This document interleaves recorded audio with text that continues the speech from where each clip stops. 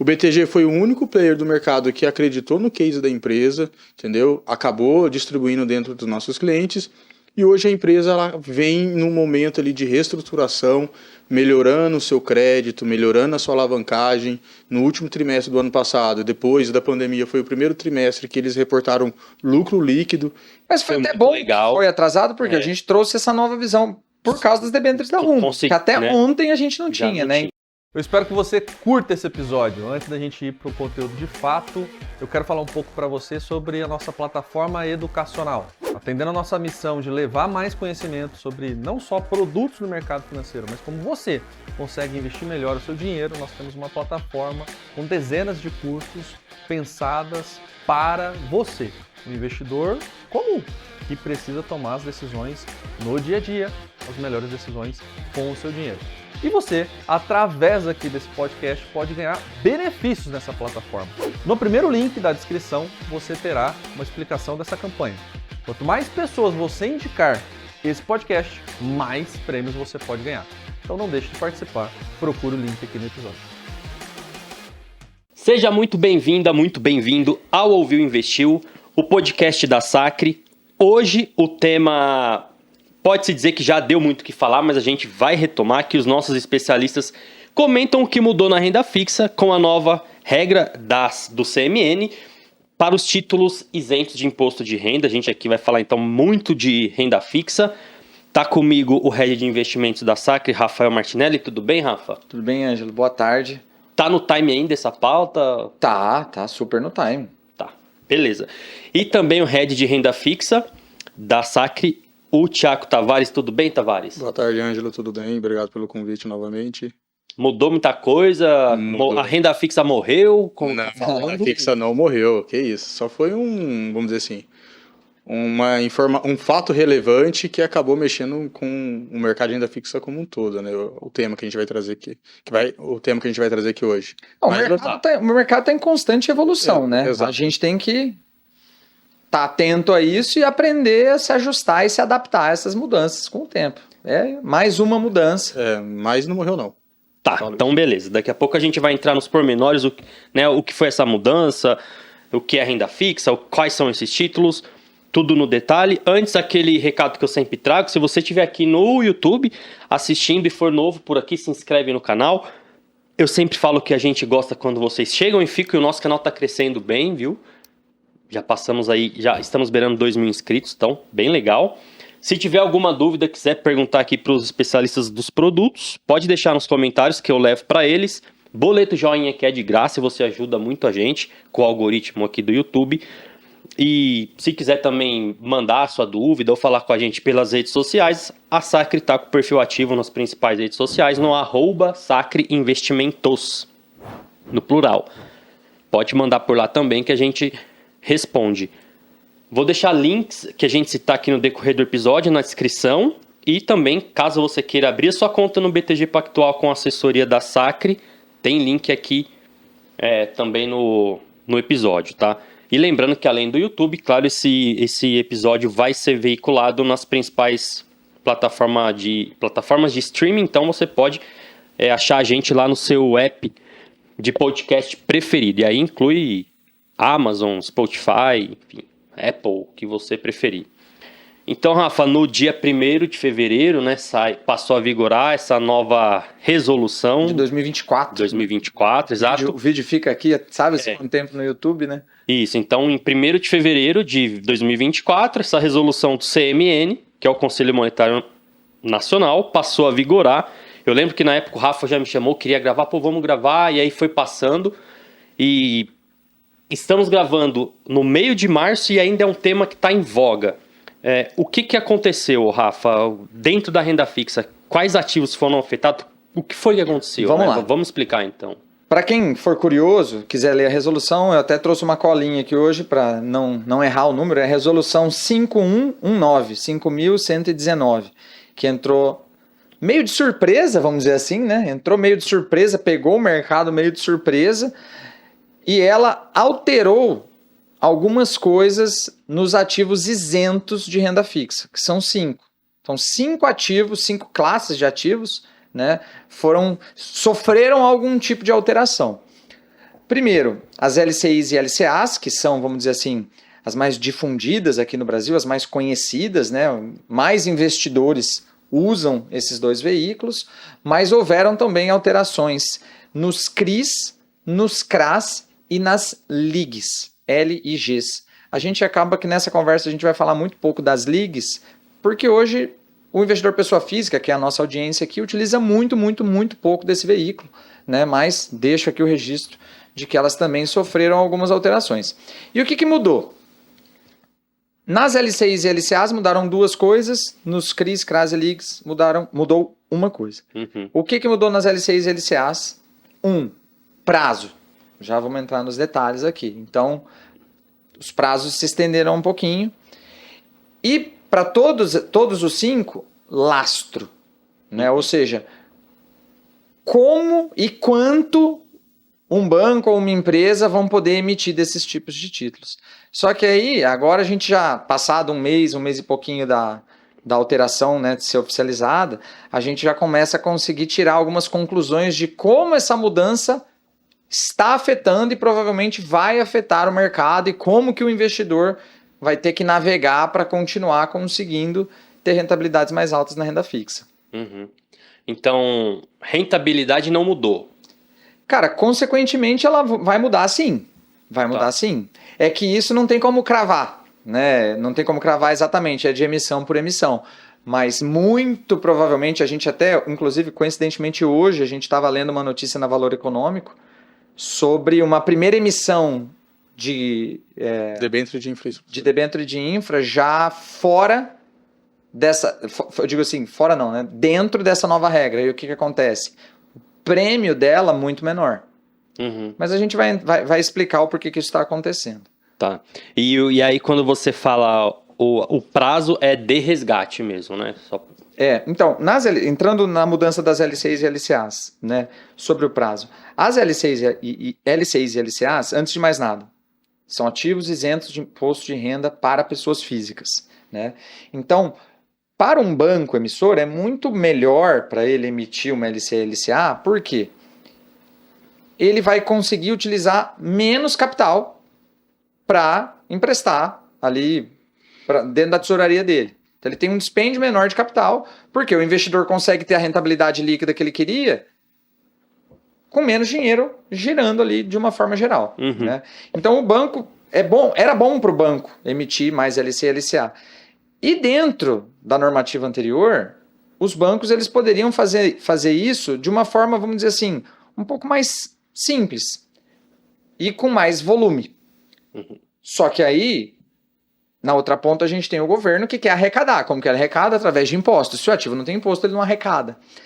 Então, nesse embate entre essas duas pontas, e aí o investidor está no meio dessa briga, o governo hoje, atual, está numa odisseia aí de aumentar a arrecadação, né? Necessitando aumentar a arrecadação, ele viu um formato, opa, peraí, deixa eu dificultar aqui, por quê? Porque aí, naturalmente, vai ter menos oferta de LCA e LCA, o dinheiro naturalmente migra para onde? Para um CDB, por exemplo, onde tem imposto. Então, as LCIs e LCAs, antes, elas podiam ser emitidas para um prazo de 3 meses. O investidor brasileiro gosta muito de liquidez, muito mesmo. E o prazo de 90 dias é um prazo ok. Dá para trabalhar. Dá para trabalhar. Não assusta ninguém, vamos dizer assim, ou não assusta quase ninguém. Né? Falar, 3 meses, dá para eu pôr uma parcela, né? Me planejar para 90 dias e colocar uma parcela do meu dinheiro lá. Muitos brasileiros faziam isso. Né? E essa regra mudou. Agora, o prazo subiu para 9 ou 12 meses. Nas LCAs, 9 meses. Nas LCIs, 12 meses. Então, 12 meses, já estou falando de um ano. Né? 9 meses, né? 75% de um ano. Então, isso restringe um pouco também o interesse, o apetite do investidor para essa classe de ativo. Por quê? Agora não é mais me planejar para 90 dias, é me planejar para um ano. Né? Aqui a gente até um ponto, Ângelo, até para eu complementar a fala do Rafa, que é um ponto importante, né? Porque as LCIs e LCAs, agora com essa alteração nos prazos, né? LCA vai para o prazo mínimo de 9 meses, LCI 12 meses. Antes era 3 meses, né? Ali 90 dias. E aí o que acontece? O governo deixava de arrecadar ali 22,5. Não é que o cliente não vai conseguir investir nesse prazo, ele vai, só que vai ter que ser através de um CDB. Aí ele vai pegar um CDB para 90 dias, quanto que ele vai deixar ali de dinheiro na mesa? 22,5. 22,5 é a alíquota do imposto de renda, até né? 180 Na renda dias. fixa, Dentro até da 180 dias. Exatamente. E aí quando você pega um prazo de 181 até 360, aí ele vai ter que deixar 20% do seu lucro ali na mesa para o governo. Então, esse é uma maneira que o governo, teoricamente, achou de ter ali uma maior arrecadação ali, entendeu? Dentro ali do cenário hoje, dentro do mercado financeiro, né? Então, é assim, o investidor ele vai conseguir investir nesse prazo também, mas aí, infelizmente, ele vai ter que achar uma outra maneira, títulos isentos de imposto de renda, dificilmente a gente vai ter nesses prazos. Porque, como eu falei, né, o fluxo financeiro esperado é o quê? Esse dinheiro migrar de uma LCI e LCA ou para o Tesouro Selic, que é uma renda fixa também muito segura e líquida, ou para um CDB, que também é seguro, líquido, porém, ambos têm imposto, e o imposto de 22,5%, que é a alíquota mais alta da tabela regressiva. Começa por ali, né? Então aí você, poxa, considerando que a gente está falando de 2 ativos que têm um estoque de investimento, né? Se pensar todo o dinheiro somado... É alto. É bastante coisa, né? Ó, saiu ano passado uma reportagem, uma matéria na B3, falando que, só para você ter uma ideia, de renda fixa, o nosso volume hoje é em torno de 1,4 a 1,5 trilhões de reais, e a grande maioria é todos esses títulos curto prazo. Então olha o quanto de dinheiro que está rodando ali, que o governo está deixando de arrecadar, né? Então acho que por volta ali, acho que de LC e LCA deve ter uns 500, 600 bilhões de reais, para você ter uma ideia, velho. Assim, é muito dinheiro, tá?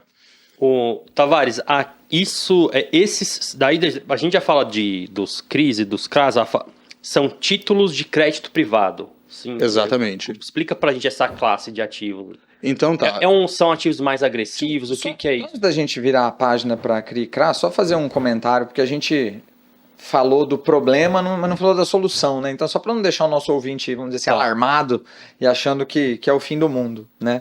Então, ficou um pouco mais difícil? Ficou. Né? Poxa, eu podia investir para 3 meses, agora eu tenho que investir para 9, por exemplo, talvez para 12, né? Mas a gente tem saídas, né? Quais são as saídas? Então, como eu já comentei, por exemplo, CDB é um caminho, Tesouro Selic é outro. O que eu, investidor, saio perdendo? Um Tesouro Selic vai render o quê? 100% do CDI. Um CDB de liquidez diária vai render algo em torno de 100% do CDI. Se eu tinha uma LCI lá que me pagava 90% do CDI, poxa, eu estou deixando um pouquinho de rentabilidade na mesa, né? Então, no Tesouro Selic, se eu sair ali com 6 meses e um dia, eu vou ficar com 80% do CDI. Então, quanto que ficou na mesa? 10% do CDI. Então, não é o fim do mundo. Claro, é um pouco menos de rentabilidade? Sim.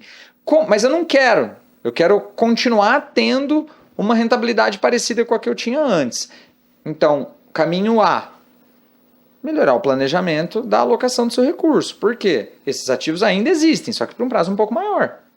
Então, se isso for possível, ok, não vai mudar praticamente nada. Você vai continuar isento lá na tua taxa, provavelmente até com uma taxa um pouquinho maior. Por quê? Quando o banco emite um título, ele sempre não, mas costumeiramente ele paga um pouco mais para quanto mais o investidor abre mão da liquidez. Então você vai pegar um título de 1 ano, ele vai te pagar um pouquinho melhor normalmente do que um título de 3 meses. Né?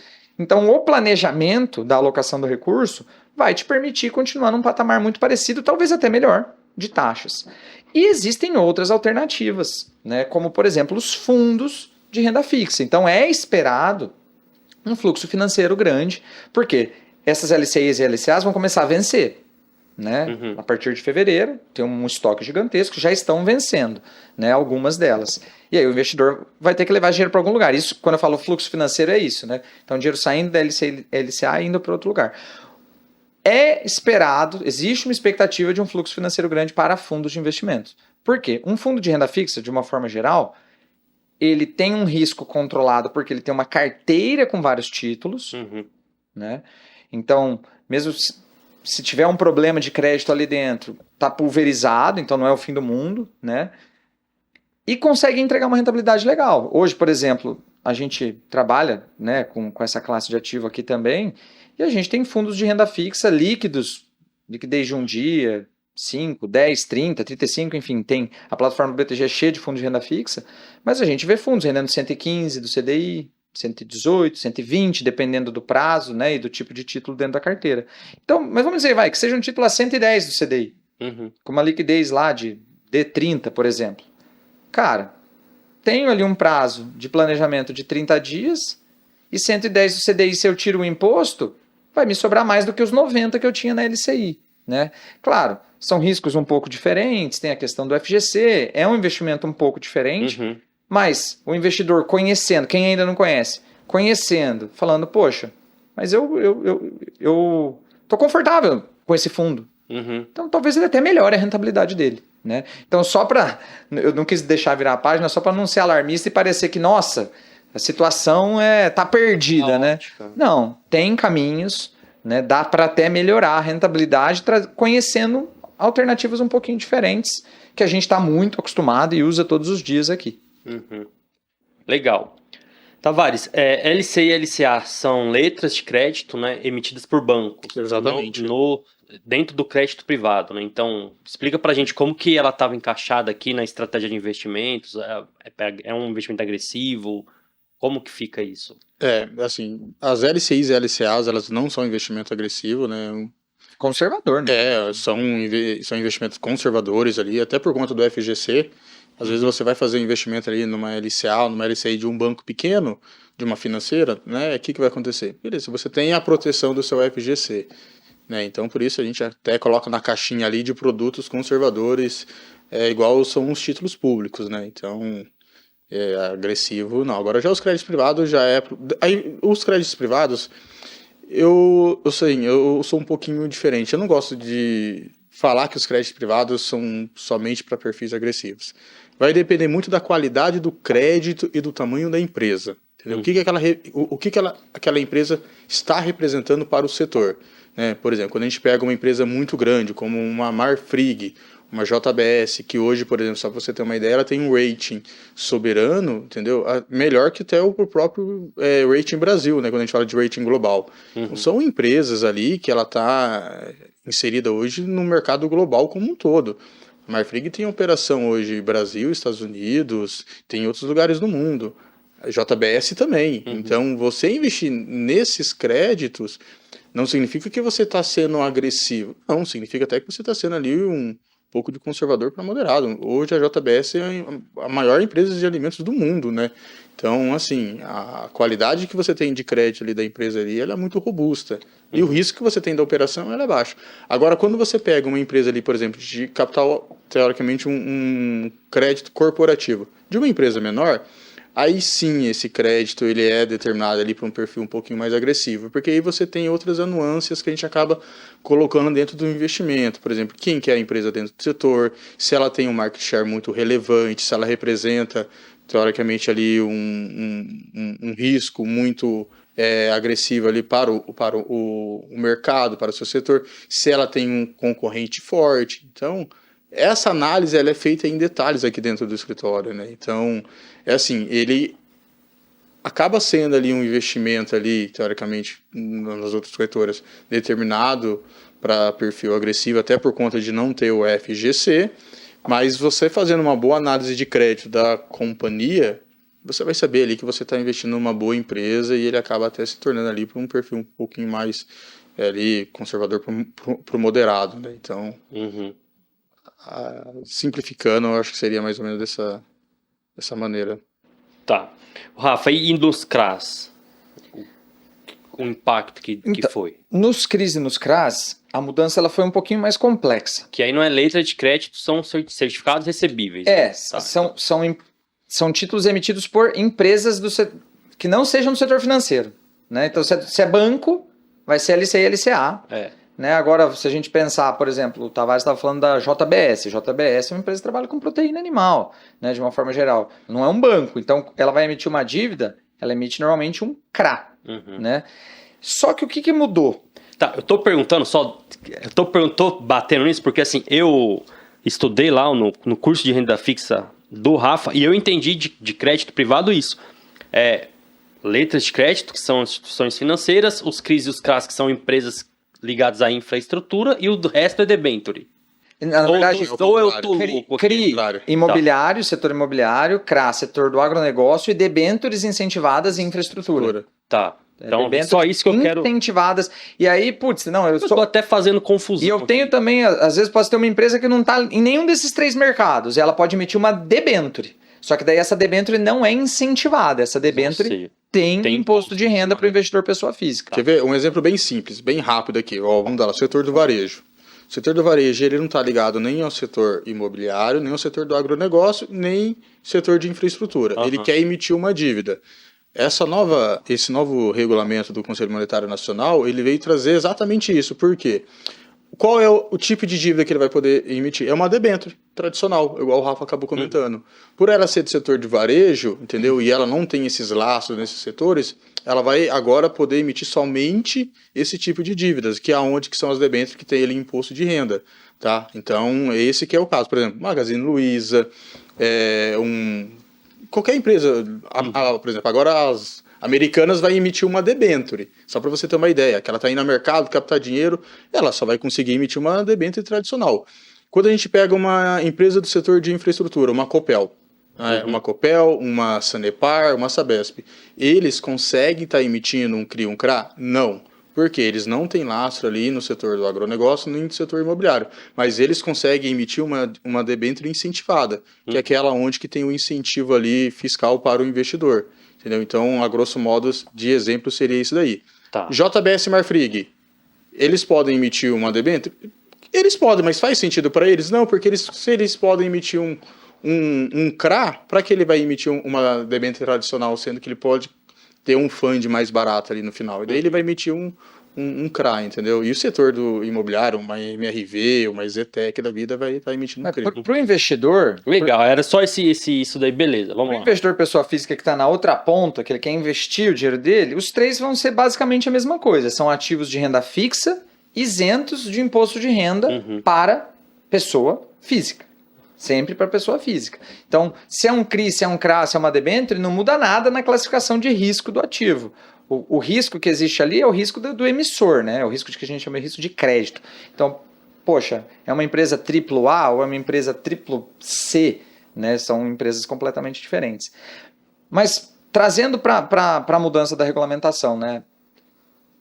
Por exemplo, no ano de 2023, foi um ano que esse mercado estava super aquecido. Eu até trouxe o número aqui, 22, 23, foram 2 anos que superaram os 100 bilhões de reais em emissões desses ativos. Em 22 foi 127 bi, 23 foram 115 bi.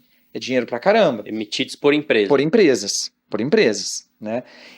Por quê? Que estava sendo emitido tanto título? Porque a regra de emissão para essas empresas se enquadrarem, poderem fazer uma emissão como essa isenta, vamos dizer que ela era um pouco mais permissiva. Ninguém aqui, nenhuma dessas empresas feriu a regra, ninguém fez nada de errado. Jogaram com o livrinho de regra embaixo do braço. Então eu trouxe aqui um exemplo do Burger King. Imagino, né, todo mundo já ouviu falar Burger King, é uma empresa que, já comeu um hamburguinho também. É um restaurante. É um restaurante. E o Burger King emitiu um CRA. Aí você fala, cara, mas espera aí, como que o Burger King, que é um restaurante, emite um título atrelado ao agronegócio? Não encaixa isso direito. Mas ele conseguia comprovar que ele iria usar esse crédito para compra de carne. E a compra de carne, dentro da regra antiga, né, ela era permitida. Então ele emitia um título isento, baixava o custo de financiamento dele por esse título ser isento e ter atratividade no mercado e conseguia se financiar dessa forma. Hoje ele já não consegue mais fazer isso. Por quê? Houve uma mudança, né? Ficou mais restrito a definição do lastro da operação. Então o Burger King teria que comprovar que o financiamento dele não era para comprar carne, é para investir no agronegócio, é para, sei lá, comprar terra, ou para desenvolver as terras que ele já tem. Mas ele não tem terra, ele é um restaurante. Né? Então hoje o Burger King consegue emitir esse CRA? Não consegue mais. Né? A gente teve exemplo de hospital emitindo CRI.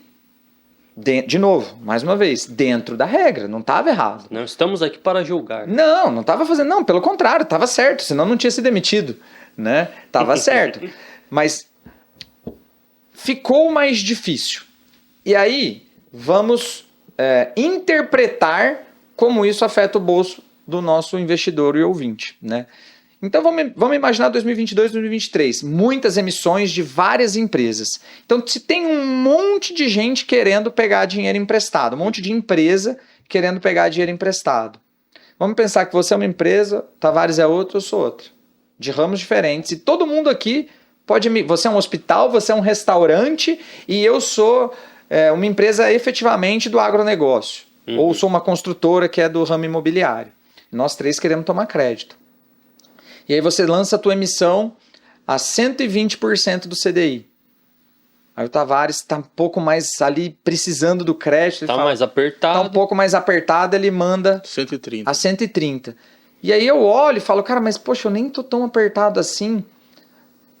Aí eu não tomo crédito. Eu não desenvolvo o agronegócio. Ou não, eu tô apertado e eu preciso, eu tenho que emitir a 140, um crédito caro.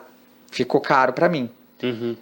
Ou seja, a balança da oferta e demanda, ela estava muito favorável para o lado da demanda, que é quem? O investidor pessoa física que ia comprar esse título. Porque tinha um monte de gente querendo emitir. Se tem um monte de gente querendo emitir, o que acontece com a taxa?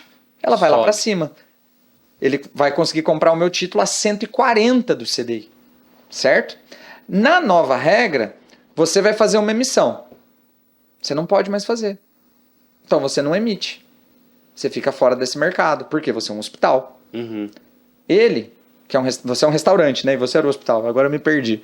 Mas o Tavares... Era o hospital, mas tudo bem. Agora é o restaurante. Era o hospital, já estava aqui. O hospital não vai emitir, o restaurante não vai emitir também. Opa, só sobrou eu no mercado.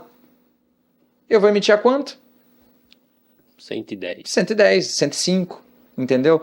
Então, para as empresas que se enquadram, ou seja, empresas do agro, do imobiliário e de infra, para elas é ótimo. Muito bom. Porque elas vão conseguir reduzir o custo de funding dela. Por quê? A balança da oferta e demanda agora virou. Virou para o lado da oferta. Tem muito menos oferta. E ao mesmo tempo eu tenho um mercado que aprendeu a comprar crédito. A demanda continuou. A demanda continua lá em cima. O mercado quer crédito. O mercado somos nós, os investidores. Sim. Só que aí as taxas, infelizmente, caem. Por quê? E aí trago, né? A gente tá gravando hoje no dia 13? 13 de março, né, de 2024. Saiu uma notícia hoje na Valor Econômico de uma oferta da Rumo, que é uma empresa do setor de infraestrutura aqui no Brasil, né? Que se enquadraria no setor de infraestrutura, logística. Ou seja... ela é de logística. Que acaba então, se enquadrando no setor. Está dentro da regra para emitir isento. Ela está emitindo um título careca, né? Em sua homenagem, Anjo. Mas no jargão do mercado... É um título simpático, então, né? Pelo menos. Mas no jargão do mercado a gente fala que é um título careca. Por quê? Porque ele não tem prêmio. Ele vai ser emitido a mesma taxa da NTNB de referência, do Tesouro IPCA de referência, que é um título de risco de mercado comparável. Né? Então, sempre que a gente avalia um crédito, a gente quer prêmio. Muito, quanto mais prêmio, ou seja, mais taxa. Ela está emitindo careca. Careca. Por quê? E a questão o mercado vai absorver esse exatamente isso que eu ia comentar agora. E qual foi, assim, a justificativa da empresa? A justificativa da empresa foi exatamente isso que o Rafa acabou de comentar. A demanda está alta, está aquecida. Os clientes, os investidores, eles querem título isento. Né? Então a debênture da Rumo vai vir, está indo ao mercado lançar uma debênture de infraestrutura, 1,2 bilhões de reais, exatamente vai ser o quê? É o título público de referência ali que vai ser a B33. Quando a gente está falando de uma B33, a gente está falando de um título ali com vencimento longo. Relativamente longo, Não é um título com vencimento de 4, 5 anos. 9 anos, né? Que vai pagar exatamente ali a NTNB 33 de referência, só isso. Tentar fazer um exemplo prático mais simples para o nosso ouvinte que às vezes não está acostumado com a gente falar em prêmio, B33, B de referência, né? A gente NTNB... É LTN, eu sei que é a letra do Tesouro Nacional. Para ficar fácil de entender, eu gosto de levar para o pré. Então vamos pensar. Estamos antes da mudança da regra e a empresa vai emitir um título pré-fixado. O que o investidor vai avaliar? A gente já sabe, para quem ainda não sabe, assiste o nosso podcast lá de renda fixa avançado, onde a gente explica que a renda fixa não é exatamente fixa. Mas aí a empresa está emitindo então um título pré-fixado de 10 anos. Tem uma volatilidade no preço desse título porque ele tem prazo de 10 anos. Esse título ele vai ser comparável com o tesouro pré-fixado de prazo igual, de 10 anos. Se o tesouro pré-fixado de 10 anos está pagando 10 e essa empresa vai emitir a 9, ninguém vai comprar. Por quê? A empresa tem risco de crédito, o tesouro, teoricamente, não. Então, por que eu vou comprar um negócio que me paga menos e tem menos taxa? Ninguém compra. Então, a empresa sempre emite pagando mais do que a taxa do tesouro. Isso é o prêmio, essa diferença. Então, vamos supor que a empresa faça emissão a 11. Então, tem 1% de prêmio, ou 100 bips de prêmio, como a gente gosta de falar, 100 pontos de prêmio. Porque o tesouro de mesmo prazo, pré-fixado de mesmo prazo, está pagando 10, ela está pagando 11. Isso é prêmio, certo? No ano passado, a gente viu muita emissão com 200 pontos de prêmio, 300 pontos de prêmio. Chegamos a ver emissão com 400 pontos de prêmio. Isso é absurdamente, fala perto do microfone para dar ênfase, é absurdamente muito prêmio. Por quê? Muitas empresas boas, uma boa qualidade de crédito. Um prêmio de crédito de 300 pontos, 400 pontos, é muita coisa, é muita taxa. Certo? Então isso era bom. Por quê? De novo, a balança da oferta e demanda jogando a favor do investidor. Muita oferta, que toda a demanda não conseguia absorver. Hoje, a gente viu uma emissão sendo ofertada, uma emissão não é pequena, Grande. uma emissão de 1 bi 200, é uma emissão grande, sendo ofertada a 0 de prêmio. Então, se o Tesouro está pagando 10, eu vou pagar os mesmos 10. O que tem de benefício para o investidor aqui? Só a isenção do imposto. Né? Então, é nada de prêmio. Então, claro, tá cedo ainda para a gente concluir que esse vai ser o novo normal, mas já temos uma emissão. Já é uma realidade, né? Já é uma emissão Chegou, sendo... né? Legal. A gente vai entrar daqui a pouco na questão de investimento, de alocação, de aporte. Ô, Tavares, aí acho que até foi por isso que o mercado faz tanto burburinho em cima dessas notícias, para, assim, penaliza o investidor, né? No final das contas é isso. Assim, o investidor pessoa física, ele estava começando... Ou ele estava num mercado muito bom e é isso que... Não, eu não gosto de pensar assim. Eu gosto de pensar que ele estava acostumando a investir em crédito privado diretamente, não através de via fundos, que era algo que acontecia 3, 4 anos atrás, né? Então, você pode ver que os números de fundos de renda fixa teve um resgate assim, muito grande. Para onde que estava indo esse recurso? Para a LCI, LCA, que era isento, CRA, CRI, debênture, incentivada, né? Então, ele estava começando a acostumar. Porque a gente tinha boas empresas, entendeu? Com bons créditos, fazendo emissão, é onde que o cliente ganhava essa questão da isenção fiscal, né? Então, eu gosto sempre de falar assim, que ele estava acostumado. Agora, com essa regra, com essa mudança, ele vai ser basicamente penalizado por conta dessa questão de ele não conseguir... como que eu posso dizer assim? Não é que ele vai ser penalizado, é que as emissões vão diminuir. Acho que eu gosto de falar assim, né? Porque assim, vai continuar tendo CRA e CRI no mercado. Vai continuar, e eles não vão sumir no mercado. A única diferença é, na ponta assim, da vírgula dessa nova regulamentação, as empresas, para elas poderem emitir um CRA e CRI, o que elas têm que fazer? Principalmente empresas de capital aberto. Elas têm que comprovar que ela tem ali 67% da sua receita vem do mercado imobiliário e vem do mercado do agronegócio. Eu vou dar um exemplo para você. Uma empresa do grupo Simpar, uma empresa de logística, ela consegue comprovar que 67% da sua receita vem do setor do agronegócio? Não. Ela consegue comprovar que vem do setor imobiliário? Não, porque ela é setor de logística. Ela não vai conseguir emitir um CRA. Entendeu? Ela vai ter que emitir uma debênture. Entendeu? Não incentivada. Não incentivada. Entendeu? Não incentivada. E aí, por exemplo, eu vou dar um exemplo hoje para você. O Rafa deu o exemplo aqui do Burger King, que pertence ao grupo Zamp, né? Eles emitiram. Eles vão conseguir, se eles conseguirem comprovar que 67% da sua receita é oriundo de operações através do agronegócio, eles podem emitir um CRA. Se eles não conseguirem, não vão conseguir, porque Zamp é uma empresa de capital aberto, né? Então, o que acontece? Na minha opinião, assim, eu acho que essa mudança ela é favorável para a nossa estrutura como um todo, igual o Rafa acabou comentando. a gente tinha empresas que não era do setor do imobiliário, não era do setor do agronegócio, e a empresa do setor agronegócio às vezes queria fazer uma captação para fazer investimento no setor, mas ela estava vendo que o fund dela estava muito caro, porque ela tinha outros concorrentes no mercado e ela não ia conseguir pegar, captar aquele dinheiro naquele nível de prêmio. Eu falei, não vou emitir agora, vou deixar para emitir depois. Que aí o que acontece? Esse dinheiro agora vai ser realmente destinado ao nosso setor imobiliário, ao setor do agronegócio. Era algo que aconteceu com as debêntures incentivadas. As debêntures incentivadas é para a nossa infraestrutura. A gente pega o setor de saneamento no Brasil. O setor do saneamento no Brasil, infelizmente, é algo muito carente. Não é toda a população que tem acesso à rede de esgoto, à água tratada, entendeu? Então, as debêntures de incentivar o setor de saneamento, há 4, 5 anos atrás, a gente não tinha esse setor pujante no mercado. Hoje não, hoje eles estão vindo no mercado fazer uma captação, inclusive a EGEA está vindo fazer uma nova captação no mercado de 3,4 bilhões de reais. Então olha para você ver, para quê? Para investir no setor de saneamento no Brasil, que daqui 10, 15 anos a gente vai ver a gente vai colher esse fruto, né?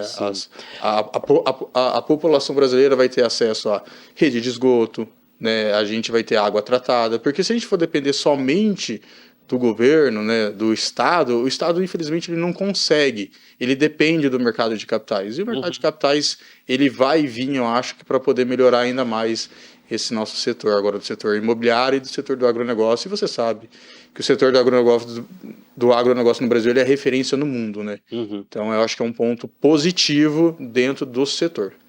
Legal, nós aí, enquanto nação, né, enquanto país, isso. Legal. Exatamente. Bom, se até aqui você teve alguma dúvida, quiser perguntar aqui pro Rafa, pro Tavares, pode deixar nos comentários aqui do episódio que eu passo para eles, ou manda pra gente nas redes sociais da Sacre, no @sacreinvestimentos. Vou deixar o link aqui do episódio que o Rafa já citou, de renda fixa avançada, e também o link do curso dele, que é muito bom. Eu já fiz, mas pelo jeito ainda vou refazer, né? Tô me confundindo aqui ainda um pouco. Ô Rafa, qual que é a relevância desses títulos em uma carteira de investimento aqui? Pra gente caminhar já pro final. Vamos falar de investimento, alocação agora. Bom, o que vai mudar para o investidor? Conseguir taxas tão elevadas como a gente conseguiu nos últimos anos fica muito mais difícil, né? Porque os prêmios caíram, né? A gente já está vendo isso, né? Um fechamento dos prêmios. Uma coisa que a gente não comentou, devia ter talvez sido uma das nossas primeiras frases, né? Mas antes tarde do que nunca. Isso não afeta, tudo que a gente discutiu até agora, não afeta em nada nenhum dos títulos que eu já tinha na minha carteira. Então, eu comprei um título em janeiro de 24, antes da mudança da resolução. LCI, LCA, CRI, CRA. Muda nada, tá? Não precisa sair vendendo seus títulos aí antecipadamente. Se você tem, ótimo. Conseguiu aproveitar uma condição que hoje não existe mais. Ponto. Simples assim. Não interfere em nada nos títulos comprados antes, emitidos e comprados, né, investidos antes da mudança da resolução, tá? Então, que fique claro, não sai vendendo tudo que você tem aí, porque, né, achou aqui que, enfim, vai ser ruim para você. Né? Não, nada disso. Agora, para novos títulos, a partir de fevereiro, fica, então, mais restrito a liquidez, no caso dos bancários, das LCIs e LCAs. Não tem mais LCI e LCA de 3 meses, agora é 9 ou 12. E no crédito privado, CRI, CRAS, debêntures, a taxa agora você vai ter um pouco mais de dificuldade. Então eu acho que agora, na carteira de investimentos do investidor pessoa física, fica ainda mais importante o trabalho de um time de assessoria de investimentos focado em renda fixa como o nosso. Por quê? Porque ficou mais difícil, a gente vai ter que garimpar melhor, estudar mais e conseguir tomar o risco de crédito do crédito nos títulos certos, encontrar o prêmio, né? Ficou mais difícil de achar, mas ele ainda existe. O mercado sempre dá um tipo de oportunidade para a gente e a gente estuda isso diariamente para conseguir levar essas oportunidades para os nossos clientes. Tá. O Tavares falou que o investidor aprendeu a lidar com esse tipo de produto, mas até essa conta que o Rafa fez aqui, Tavares, entre pegar um tesouro e pegar uma LCI que paga 90% no CDI, até nisso, ou principalmente nisso, o investidor tem que estar em contato com a gente para fazer essa conta, né? O que é melhor? Eu vou pro Tesouro, eu vou pro... Eu acho que ele precisa, sim, de um... Por mais que ele já esteja esperto, né? E já aprendeu a cavucar esses créditos aí, precisa. Com certeza, né? Porque daí vamos dizer assim, o assessor vai levar a informação para ele mais correta e mais simples possível, né? Então, que a gente vai pegar ali no detalhe, né? Então a gente vai fazer, por exemplo, eu vou fazer só um exemplo bem simples aqui. A gente vai pegar ali, um cliente aplicou num título que vai vencer daqui 30 dias, vamos lá, pegou uma LCA com vencimento para 90 dias e a gente tem um CDB para o mesmo prazo de vencimento. A gente sempre vai fazer ali a conta para o cliente, qual é o produto que vai fazer mais sentido para ele. Porque às vezes o CDB vai fazer muito mais sentido, porque no momento final, o que é mais importante para ele? O lucro líquido que ele vai ter, independente se ele teve que pagar ali imposto de renda na fonte ou não. Se o CDB entregar uma rentabilidade maior para ele, o assessor vai levar, falar, não, mesmo que você pague ali o seu imposto de renda ali de 22,5%, olha o quanto que você vai ganhar com esse papel aqui. Você vai ganhar ali uma taxa muito maior do que se você investir numa LCA ou numa LCI para o mesmo prazo de vencimento, só porque você não vai estar pagando imposto de renda. E o assessor vai conseguir levar essa informação para ele no detalhe, entendeu? Então, por isso que é bom sempre ter ali um assessor de confiança do lado. Então, os meninos aqui da SAC, os assessores da SAC, eles são muito, vamos dizer assim, expert nessa parte, né? Então, quando eles vão conversar com o assessor, com os clientes, eles sempre dão esses dois exemplos, né? O CDB aqui está fazendo mais sentido. Não, agora a LCA está fazendo mais sentido, né? Sim. Então, acho que é sempre importante a gente ter um bom assessor de confiança do lado. Exatamente o que eu ia perguntar. O oposto é verdadeiro, né? Não quer dizer que não vamos ia falar, demonizar os títulos, não é isso, né? Só mudou a dinâmica, né? A avaliação continua sendo o norte do final das contas, né? Não tem... Sim, com certeza. Pô, bacana. Então, caminhando aqui para o nosso... Ficou alguma coisa, Rafa, em relação a CRA, CRI, que é relevante a gente concluir aqui, ou é isso mesmo? Cara, acho que a gente conseguiu cobrir, né? O resumo da ópera. LCI e LCA. O prazo aumentou, isso vai impactar, né? Então, ou eu me planejo melhor, ou eu conheço outras classes de ativos. E CRI e CRA dificultou-se o lastro, né? Então restringiu-se o lastro, fica mais difícil, menos empresas vão conseguir emitir, balança da oferta e demanda jogando a favor da oferta, nós somos o lado da demanda, né? Então os títulos passam a ser emitidos com menos prêmio, o que vai entregar um pouquinho menos de rentabilidade para o cliente pessoa física na ponta. E esse aí é até acho que um dado importante, só para a gente poder finalizar aqui. O BTG soltou uma matéria essa semana dizendo que, só para você, o estudo que eles fizeram, que no ano passado, nessa nova regulamentação, mais de 30 bilhões de reais não poderiam ser emitidos via CRA e CRI se ela tivesse sido, vamos supor, entrada em vigor no começo do ano passado. A gente está falando de um volume ali bem significativo. E o próprio BTG, ele vê esse volume porque esse volume vai ter que ir para algum lugar, né? Se você fizer conta, dá quase 25%, quase 30% de todas as emissões do ano passado, né? Ano passado foram 115, né? Então foi 30 e alguma coisa, dá uns 25% aí de tudo que foi emitido ano passado. Não, esse ano não poderia ter sido emitido. Exato. E eu sou da renda fixa, e eu vou falar agora da renda variável. O BTG vê esse movimento indo para esse valor ali que não vai conseguir mais entrar em CRA e CRI, indo para a renda variável. Então ele vê um cenário positivo para ativo de risco também. E aí a gente vê a Selic caindo, né? Então daqui uns dias a gente vai ter a próxima reunião do Copom, onde o Copom tende a diminuir a nossa Selic ali mais 50 pontos ali, que a gente acaba falando, né? 50 bases, caindo de 11,25 para 10,75. Querendo ou não, isso vai acabar, teoricamente, ali... É um fluxo financeiro indo para a Bolsa. Indo para a Bolsa, e a Bolsa tende as máximas históricas novamente, né? Então... E o Tavares tende a ir para renda variável. Eu tenho um comentário de renda variável para fazer aqui também para te agradar. Renda fixa. Eu sou da renda fixa, né? O bichinho da renda Depois fixa. eu vou te perguntar, então, por que investir em renda fixa com a Sacre. Vai preparando aí uma resposta boa para dar o corte certinho lá. Porque assim, só para colocar uma cereja no bolo em cima do comentário que o Tavares fez. Mais uma vez, é o fluxo financeiro. Então, quando a Selic estava lá em cima, quero ganhar 1% ao mês. Cara, CDB de liquidez diária, Tesouro Selic, estão rendendo 14%, 13,75%, beleza. Aí a Selic começou a cair, hoje está em 11,25%. Quero ganhar 1% ao mês.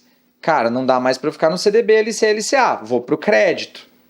Beleza, crédito a gente até está trabalhando algumas emissões hoje até com um pouco mais do que 12% ao ano.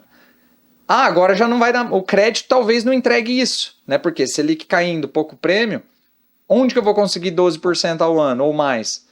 Ativos de risco, o que é normal numa economia mais madura, como por exemplo os Estados Unidos. Então não é o fim do mundo. O que o investidor tem que ter? Ele tem que buscar mais informação dentro do mercado de capitais, né?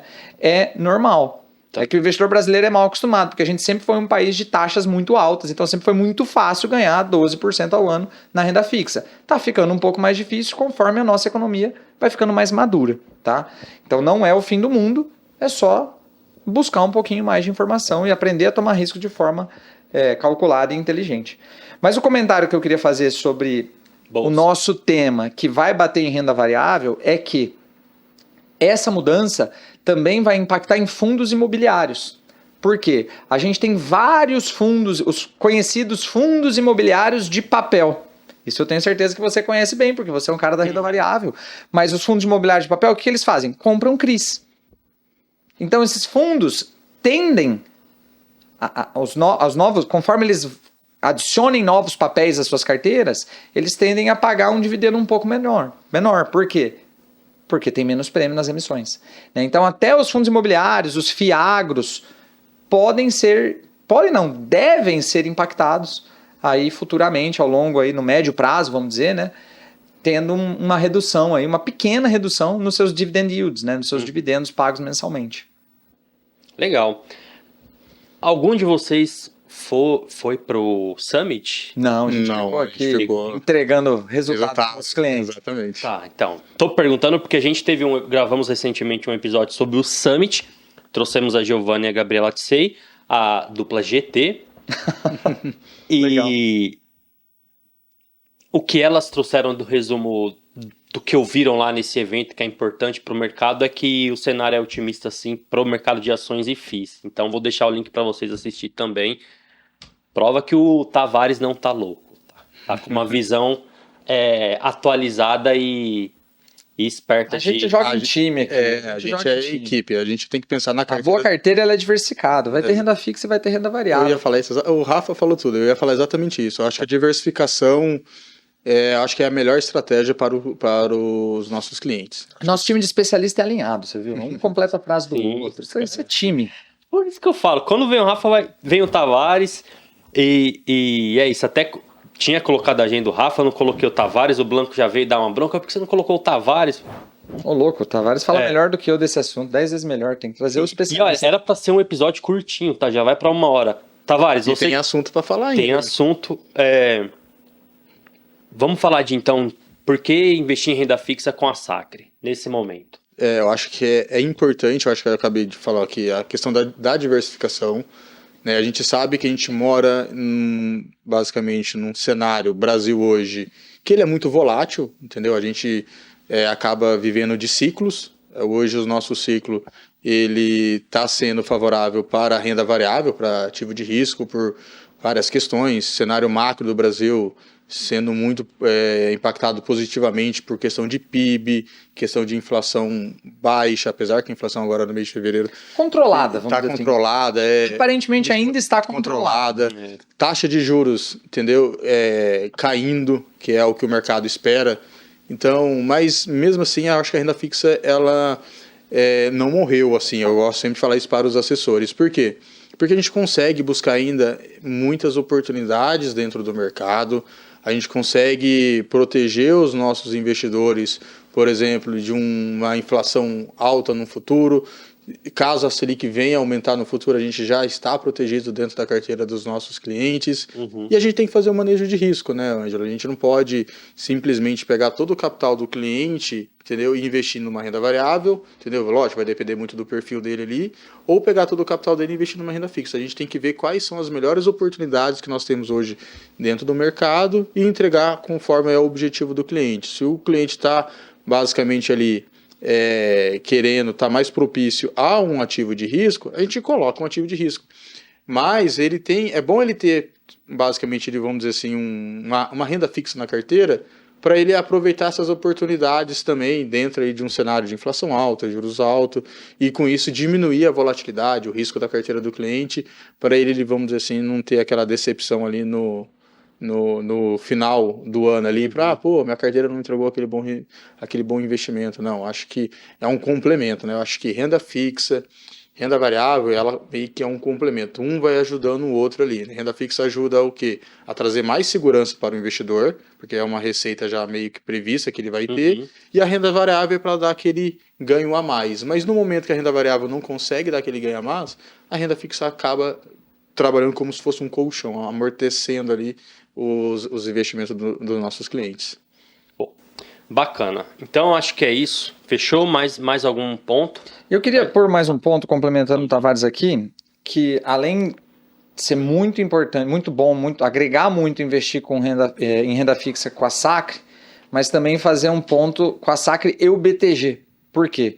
O BTG tem hoje, muito provavelmente é o principal emissor e negociador de títulos de crédito.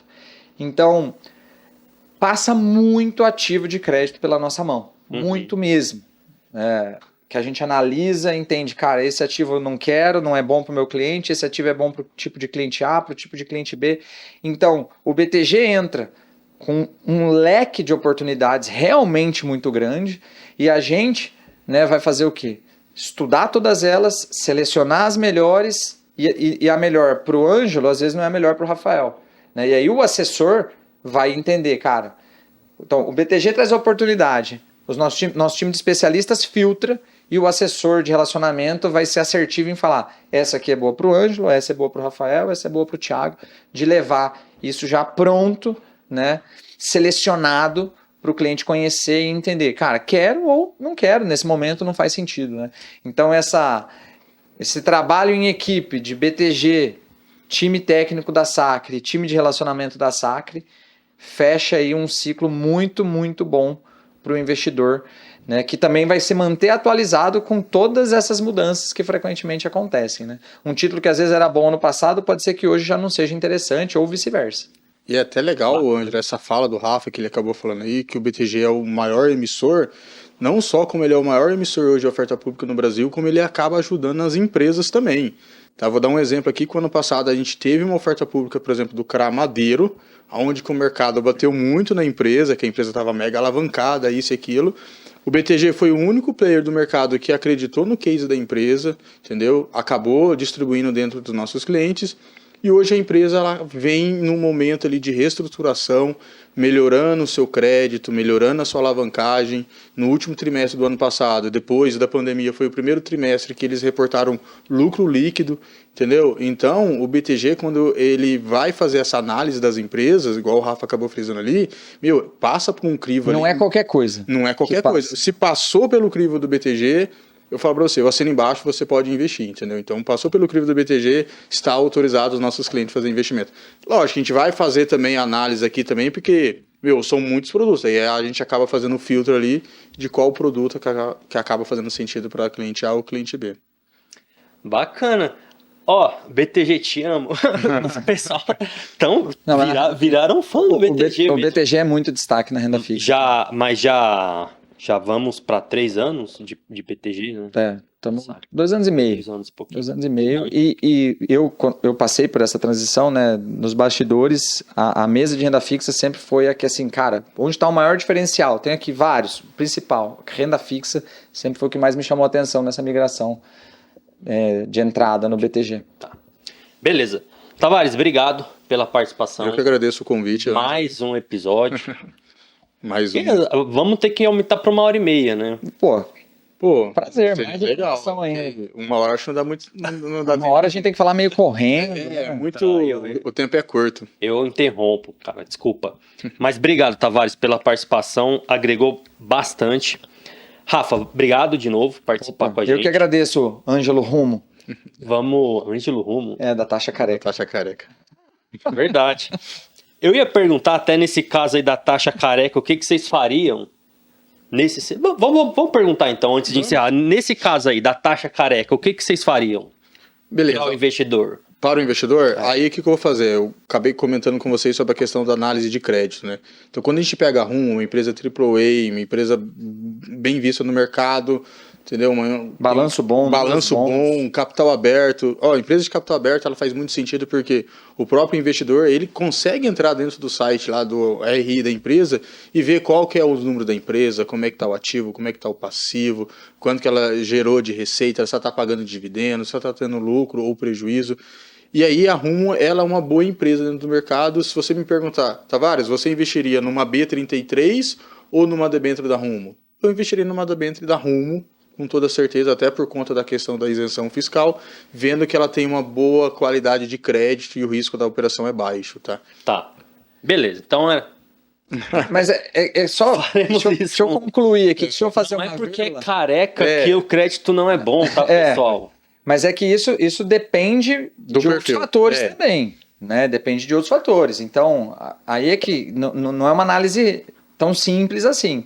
Então, é um investimento para um prazo de 9 anos. Eu tenho um horizonte de tempo que se encaixe com isso. E também o que a gente vai fazer?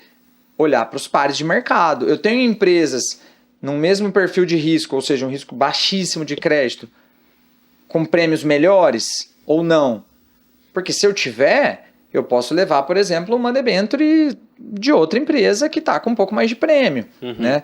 Então, a análise ela é complexa. Né? É uma teia de informações que são cruzadas para chegar no call. Né? Ó, vamos trabalhar esse produto com um perfil de cliente A, B e C. Tá. Né?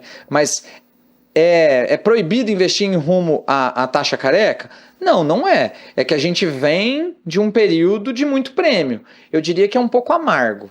Não vou mentir, é um pouco amargo. Sim, investir em Rumo à taxa careca. Por quê? Porque até mês passado eu tinha ela com prêmio.